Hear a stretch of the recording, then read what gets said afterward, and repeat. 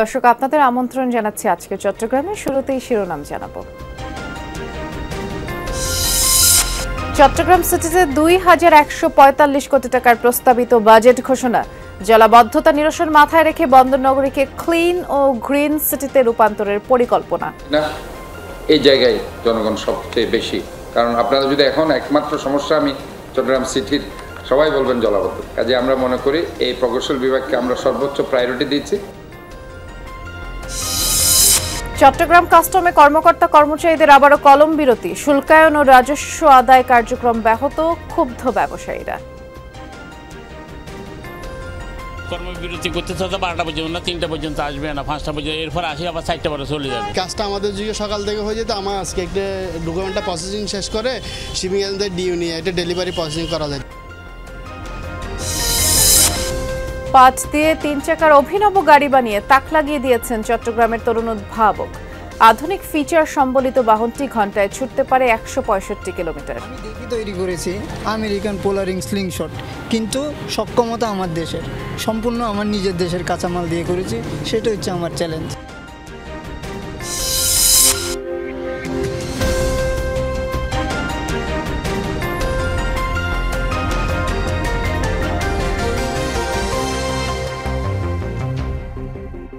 শিরোনামগুলো শুনছিলেন, নুসরাত বৃষ্টি আপনাদের সাথে আছি। 2025-26 অর্থ বছরের জন্য 2145 কোটি 42 লাখ টাকার প্রস্তাবিত বাজেট ঘোষণা করেছে চট্টগ্রাম সিটি কর্পোরেশন। দুপুরে বাজেট পেশ করেন city mayor doctor Shahadat Hossain. বন্দরনগরীকে clean ও গ্রিন সিটিতে রূপান্তর, জলাবদ্ধতা নিরসন, সড়ক উন্নয়ন, সৌন্দর্য বর্ধনে একগুচ্ছ পরিকল্পনা তুলে ধরেন তিনি।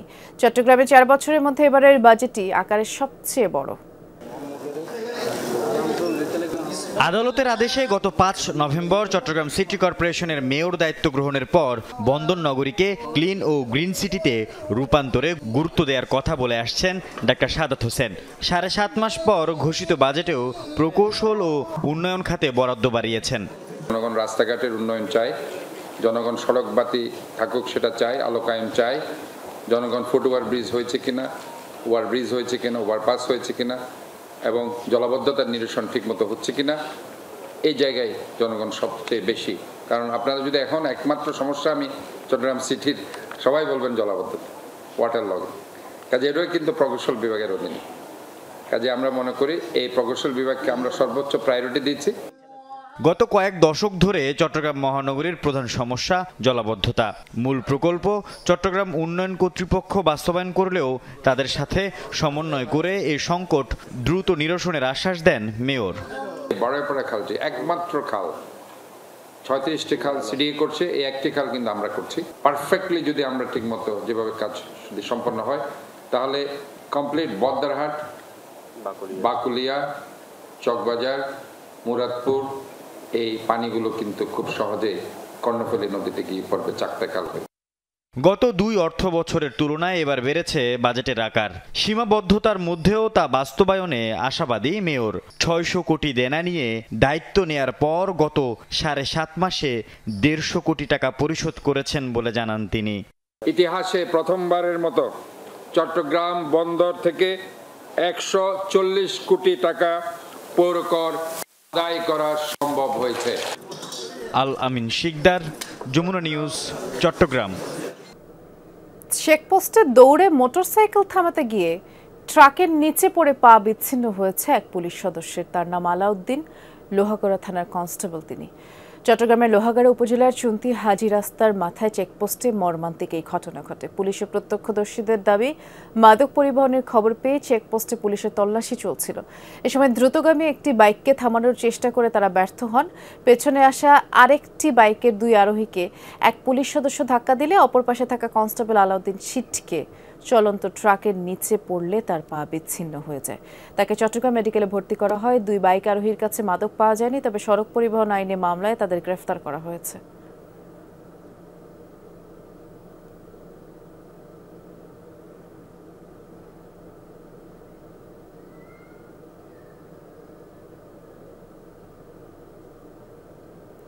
আবারও 3 ঘন্টা কলম বিরতি পালন করলেন চট্টগ্রাম কাস্টম হাউসের কর্মকর্তা কর্মচারীরা। এর ফলে আমদানি রফতানি পণ্যের শুল্কায়ন ও রাজস্ব আদায় কার্যক্রম ব্যাহত হয়, কয়েকদিন পর পর এমন কর্মসূচিতে ব্যবসায়ীরা বেশ ক্ষুব্ধ।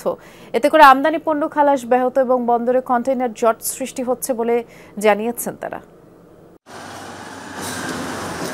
মাঝখানে কয়েকদিন বিরতির পর আবার সোমবার সকাল ৯টা থেকে কলম বিরতি শুরু করেন চট্টগ্রাম কাস্টম হাউসের কর্মকর্তা কর্মচারীরা। চলে দুপুর ১২টা পর্যন্ত। এনবিআর বিলুপ্ত করে দুটি পৃথক বিভাগ করার প্রতিবাদে এই কর্মসূচির কারণে ব্যাহত হয় শুল্কায়ন ও রাজস্ব আদায় কার্যক্রম। বিপাকে পড়েন আমদানিকারকের নিযুক্ত C&F এজেন্টরা। কর্মবিরতি করতেছে 12টা পর্যন্ত না 3টা পর্যন্ত আসবে না, 5টা পর্যন্ত, এরপর আসি আবার 4টা পরে চলে যাবে। কাজটা আমাদের দিকে সকাল থেকে হয়ে যেত। আমার আজকে একটা ডকুমেন্টটা প্রসেসিং শেষ করে শিপিং এজেন্টদের ডিউ নিয়ে এটা ডেলিভারি প্রসেসিং করা যাইতো। সামথিং কিছু কাজ করতে করতে দেখা যাবে যে 5টা বেজে গেছে, 5টার পরে স্যার তো উঠে যাবে, কাস্টম অফিসাররা সব উঠে যাবে, তখন আর কাজ হবে না। 3 ঘন্টা কলম বিরতির সময় কাস্টমসে কোনো বিল অফ এন্ট্রি দাখিল করা যায়নি।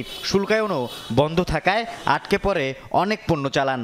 দ্রুতভাবে সরকারকে সমাধানে যাওয়ার জন্য আমরা দাবি করব এবং কলম বিরতি যাতে অব্যাহত না থাকে এবং দ্রুতভাবে এর সমাধানের জন্য আমরা তাগিদ দিচ্ছি। এমনিতে ঈদে 10 দিন ছুটির কারণে চট্টগ্রাম বন্দরে সৃষ্ট কন্টেইনার জট কাটেনি এখনো। তার উপর কলম বিরতির কারণে শুল্কায়ন ব্যাহত হওয়ায় আটকা পড়া চালানের জন্য জরিমানা গুনতে হচ্ছে আমদানিকারকদের। ক্ষতি হচ্ছে, যেমন বন্দর বসে আছে, কাজ হচ্ছে না, আমরা বসে আছি।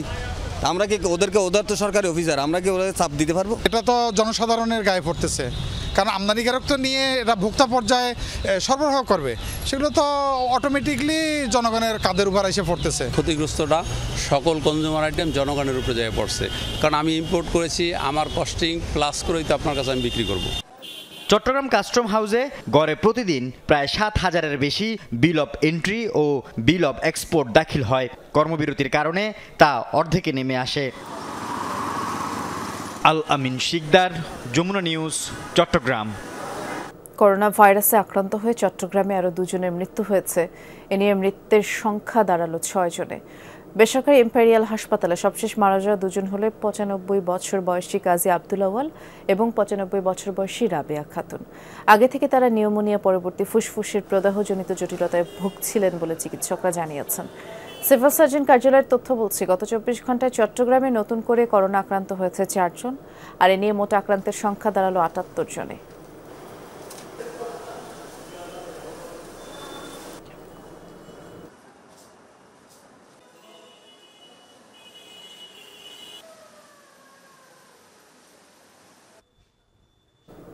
আমরা একটু দেখে আসতে চাই চট্টগ্রামে আসলে করোনা পরিস্থিতি কি। আমাদের সহকর্মী শহীদুল সুমন অপেক্ষা করছেন আমাদের জন্য। সুমন, করোনা টেস্টে তো দেখা গেল যে প্রতিদিনই কেউ না কেউ আক্রান্ত হচ্ছে চট্টগ্রামে। এটি মোকাবেলায় আসলে কতটা প্রস্তুত বন্দর নগরী, আর মানুষজনের মধ্যে সচেতনতা কেমন দেখছেন?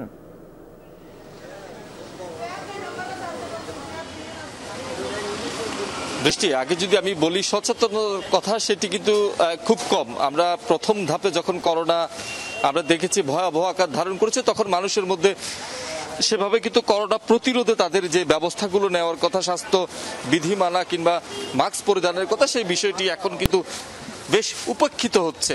চট্টগ্রাম মেডিকেল কলেজ হাসপাতালে রয়েছে, এখানে অনেকেই নানা ধরনের চিকিৎসা নিতে আসছেন।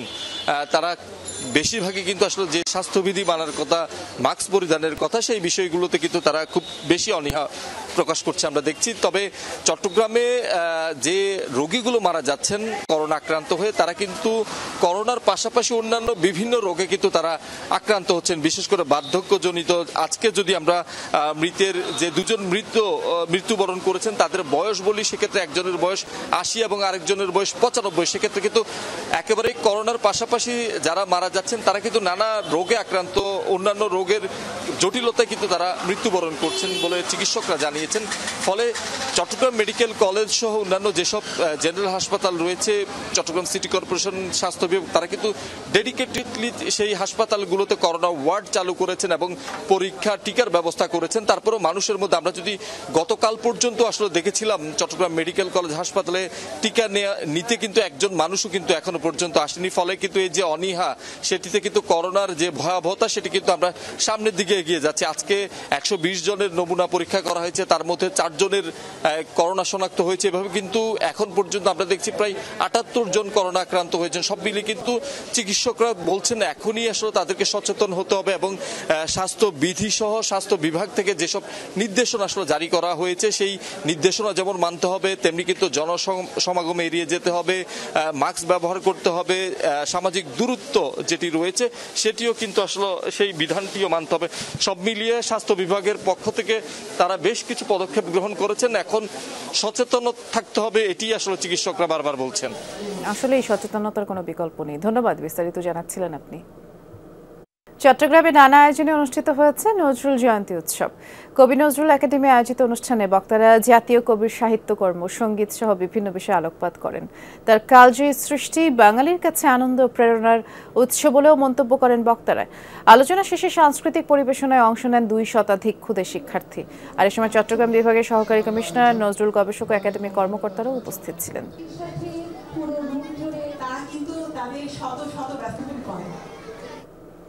পাট দিয়ে 3 চাকার অভিনব গাড়ি বানিয়ে তাক লাগিয়ে দিয়েছেন তরুণ এক উদ্ভাবক।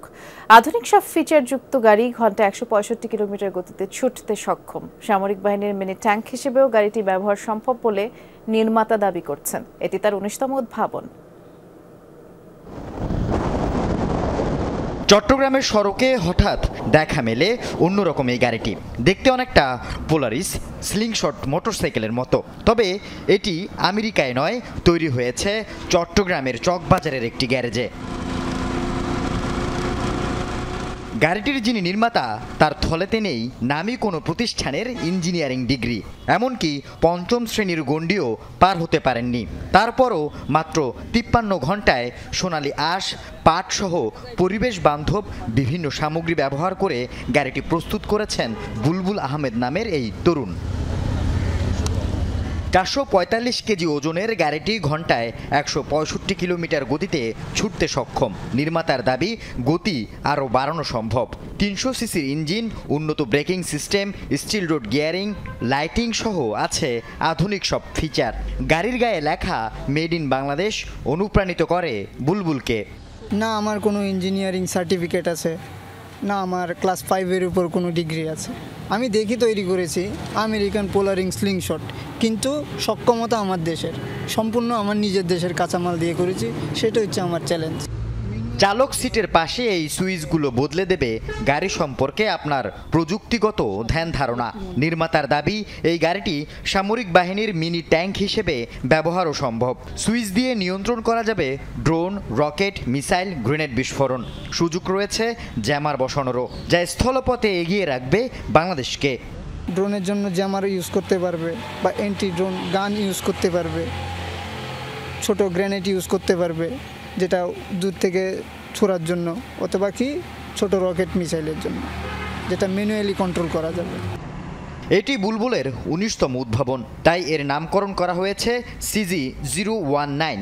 এর আগে আরও 18টি বিশেষ যান নির্মাণ করেছেন তিনি, যা ব্যবহার করছেন প্রতিবন্ধী ও চলাচলে অক্ষম তথা বিশেষ চাহিদা সম্পন্নরা।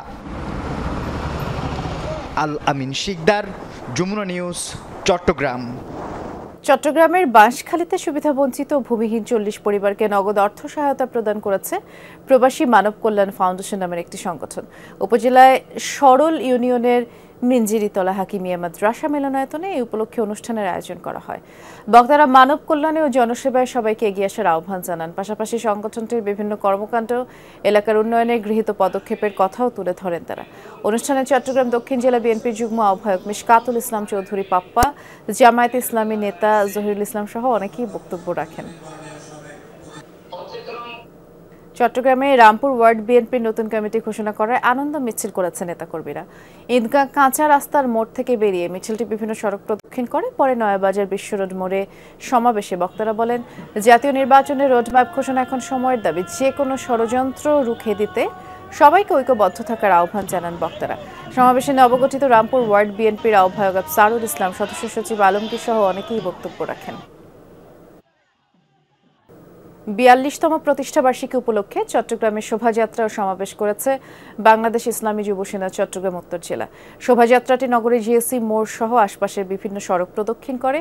পরে অনুষ্ঠিত যুব সমাবেশে বক্তারা বলেন, দেশকে এগিয়ে নিতে যুব সমাজের ভূমিকা গুরুত্বপূর্ণ। আর এ সময় গাজীপুরে সন্ত্রাসীদের হাতে নিহত ছাত্র সেনা নেতা রইসউদ্দিন হত্যার বিচারের দাবি করেন তারা। সমাবেশে ইসলামী front chairman M A Matin, কাজী মঈনুদ্দিন আশরাফি সহ আরও অনেকেই বক্তব্য রাখেন।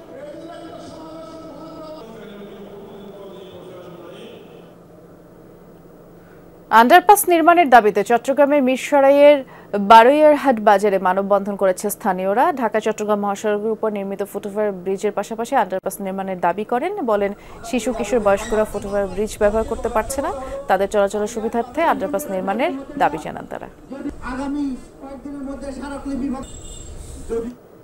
এছাড়া আজকে চট্টগ্রামের আয়োজনের সাথে থাকার জন্য ধন্যবাদ। নিরাপদে থাকবেন।